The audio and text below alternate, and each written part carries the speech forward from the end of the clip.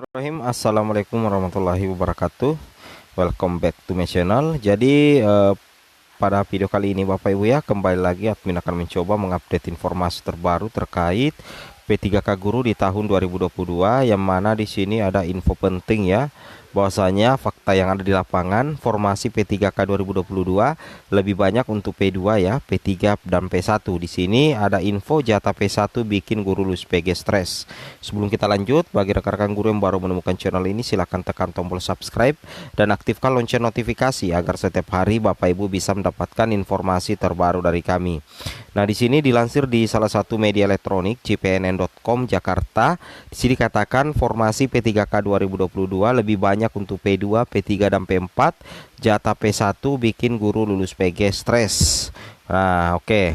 Posisi guru lulus PG hasil seleksi pegawai pemerintah dengan perjanjian kerja tahun 2021 terjepit. Ternyata ada beberapa daerah yang membuka formasi P3K 2022 lebih banyak untuk guru prioritas 2 maupun pelamar umum. Jadi tidak semua daerah ya. Jadi di sini diceritakan ya, bahwasanya ada beberapa daerah Bapak Ibu ya yang membuka formasi P3K 2022 lebih banyak untuk guru P2, P3 dan pelamar umum ketimbang daripada guru P1, yang menyebabkan guru lulus PG itu terjepit Bapak Ibu ya.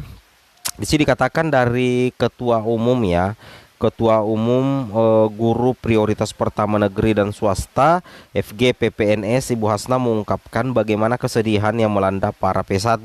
Mereka sudah lulus P, tapi ternyata tidak semuanya bisa mendapatkan formasi. Oke. Jadi memang ya, kita akui bahwa dari 193.954 ternyata yang bisa terserap ya itu 127.000 saja Bapak Ibu ya.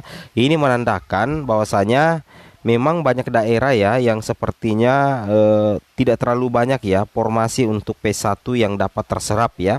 Nah, mereka sudah lulus PG tetapi ternyata tidak semuanya bisa mendapatkan formasi. Oke. Yang bikin mereka kecewa, Pemda malah menyediakan formasi untuk P2, P3 dan pelamar umum. Hasna mencontohkan ya. Jadi Ibu Hasna ini ada buktinya. Itu Kota Cilegon ya yang menyediakan 700-an formasi untuk P2 sampai P4 ya. Jadi dari Kota Cilegon saja itu ada sekitar 700-an formasi Bapak Ibu ya. Ini khusus untuk P2 sampai dengan pelamar umum. Honorer K2 dan guru honorer negeri minimal 3 tahun bekerja yang kesemuanya tidak lulus PG maupun belum ikut tes juga Bapak Ibu ya, seperti itu. Nah, sementara 221 P1 di Kota Cilegon malah tidak semuanya mendapatkan formasi. Aneh ya, P1 yang hanya 221 tidak mendapatkan formasi, sedangkan yang P2, P3 dan pelamar umum dikasih formasi 700 lebih, kata Ibu Hasna kepada jpnn.com ya. Jadi ini masuk akal ya yang dikatakan oleh Ibu Hasna.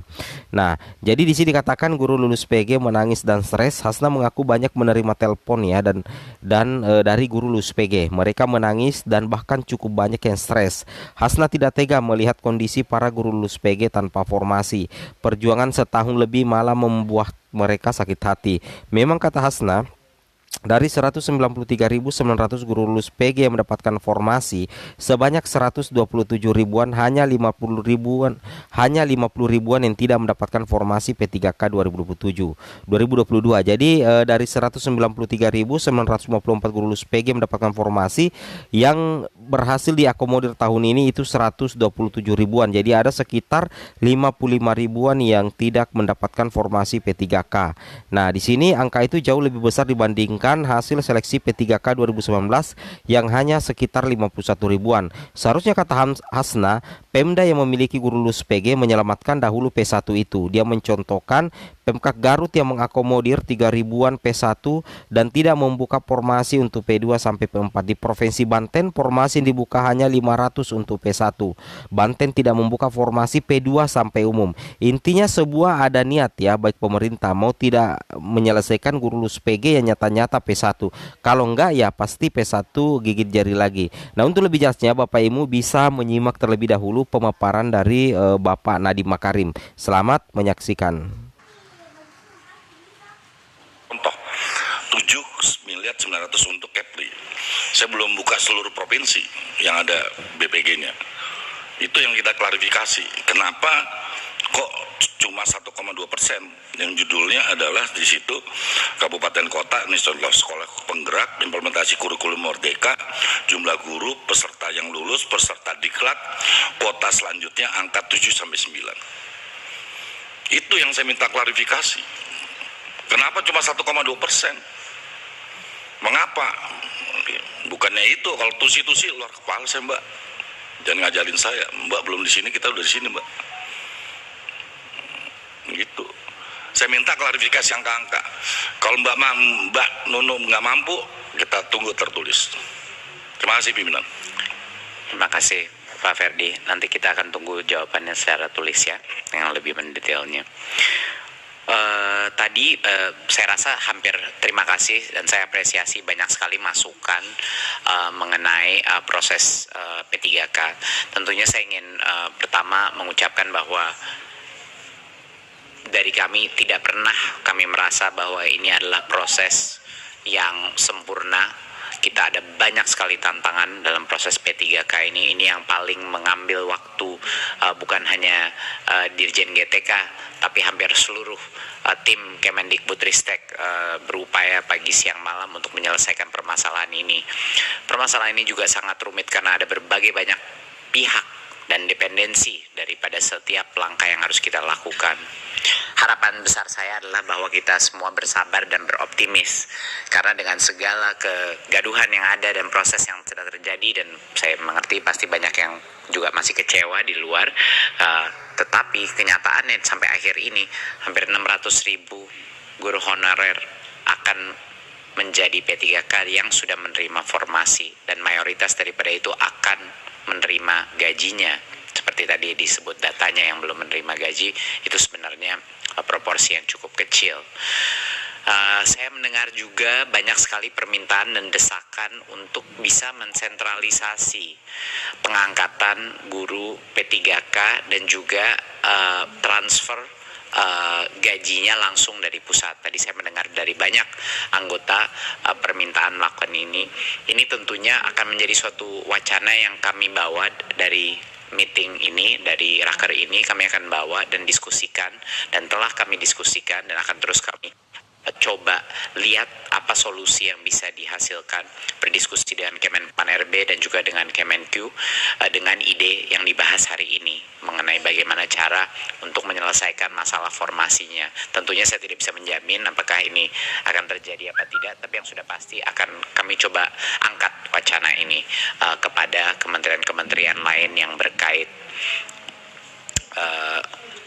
Memang permasalahan utama saya sama Bu Anita sama-sama frustrasi pada saat turun ke berbagai macam daerah, suka bingung padahal sudah menjelaskan berkali-kali bahwa bukan hanya anggaran itu sudah dipagu, tapi banyak Pemda mungkin yang belum sadar bahwa kalau anggaran itu tidak digunakan, itu akan diasumsi bergilir ke tahun berikutnya.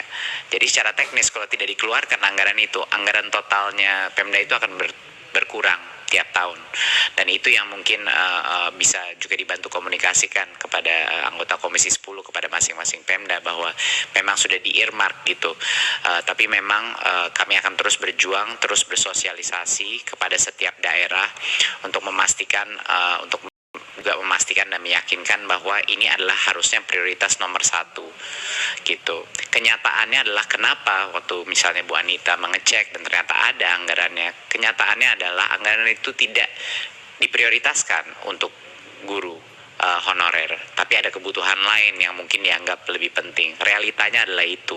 Jadi itu yang mungkin harus kita bantu bersama-sama gotong royong menekan kepada Pemda bahwa prioritas nomor 1 adalah pendidikan, dan prioritas nomor 1 di pendidikan adalah guru-guru honorer yang sekarang belum menerima nafkah yang layak. Jadi itu mungkin poin besarnya. Tentunya seperti yang Bu Nunu sudah presentasikan, semua isu-isu seperti guru tidak menyerobot guru lain di sekolah tempatnya, itu semuanya adalah alasan kenapa ini makan waktu. Komitmen kami adalah ini akan kami, mayoritas daripada isu ini akan selesai sampai dengan akhir 2024. Kami akan usahakan apa yang kita bisa selesaikan di tahun ini, tetapi ini adalah proses yang terus berjalan, Bapak Ibu. Jadi mohon bersabar. Memang nggak akan semua yang puas di tahun ini, tapi tahun depan lebih banyak lagi yang puas, lebih sedikit lagi yang tidak puas. Tahun berikutnya akan sangat sedikit yang tidak puas dan lebih banyak yang puas. Jadi itu adalah proses, dan kami mohon